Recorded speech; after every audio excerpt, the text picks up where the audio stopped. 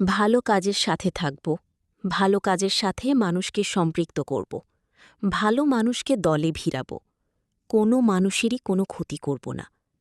মাদারীপুর ৩ আসনের সংসদ সদস্য আনিসুর রহমান তালুকদার খোকন ৩০ মে শহীদ রাষ্ট্রপতি জিয়াউর রহমানের ৪৫তম শাহাদাত বার্ষিকী উপলক্ষে ডাসার উপজেলার DK ideal Syed Ataher Ali school and college মাঠে দোয়া ও মিলাদ মাহফিলে কথা বলেন। মাদারীপুর ৩ আসনের নির্বাচনী এলাকার ২০টি ইউনিয়ন ও একটি পৌরসভায় একই দিনে শহীদ রাষ্ট্রপতি জিয়াউর রহমানের শাহাদাত বার্ষিকী উপলক্ষে দোয়া মাহফিল অনুষ্ঠিত হয় এবং পৌরসভাসহ ২০ ইউনিয়নে আয়োজিত দোয়া মাহফিলে এমপি খোকন তালুকদার শরিক হন। এ সময় উপজেলা বিএনপির অঙ্গ সংগঠন ও সহযোগী সংগঠনের নেতৃবৃন্দ উপস্থিত ছিলেন। সেটা ঈর্ষান্বিত হয়ে তারা আজকে তার বিরুদ্ধে অপপ্রচার করছে, অপপ্রচার করে প্রধানমন্ত্রীকে বিতর্কিত করতে চাচ্ছেন।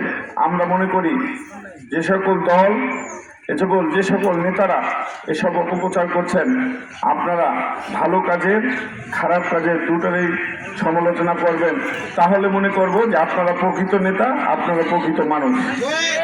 আর আপনারা যদি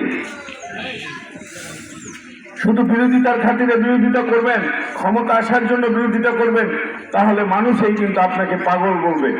কারণ এই সরকার কিন্তু নির্বাচিত সরকার, মানুষ ভোট দিয়ে কিন্তু এই সরকারকে ক্ষমতায় আনছে।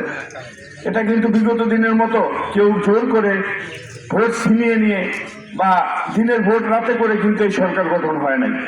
মানুষের ভোটে এই সরকার নির্বাচিত হয়েছে, এই সরকার আজকে ক্ষমতা গঠন করছে জাতীয়তাবাদী দল। অতএব ইচ্ছা করলেই আপনি বড় বড় কথা বলতে পারেন, আপনার মুখ আছে, আপনার সামনে মাইক আছে, কিন্তু জনগণ সেটা গ্রহণ করবে কিনা সেটা জনগণের বিষয়। ভালো কাজের সাথে থাকবো, ভালো কাজের সাথে মানুষকে সম্পৃক্ত করব, ভালো মানুষকে দলে ভিড়াবো। আর আমরা কোনো মানুষেরই কোনো ক্ষতি করার চেষ্টা করব না।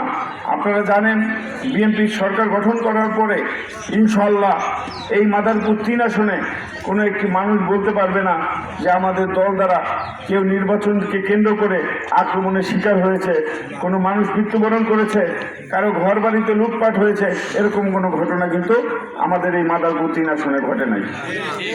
ইনশাআল্লাহ এটা তারেক রহমানের শিক্ষা, এটা শহীদ জিয়াউর রহমানের আদর্শে যারা আছেন তারা কখনোই মানুষের সাথে, কখনোই মানুষের কাজের সাথে, মানুষের ব্যবসা প্রতিষ্ঠানের সাথে অন্যায় কোনো অত্যাচার নিপীড়ন করবে না, এটাই আমরা মনে করি। আমরা মানুষকে ভালোবেসে মানুষের পাশে থেকে যেভাবে আমরা ভোটের সময় মানুষের পাশে ছিলাম, ইনশাআল্লাহ এখন উন্নয়নের সময়ও মানুষকে পাশে রাখতে চাই, মানুষের পাশে থাকতে চাই, আপনাদের কাছে থাকতে চাই।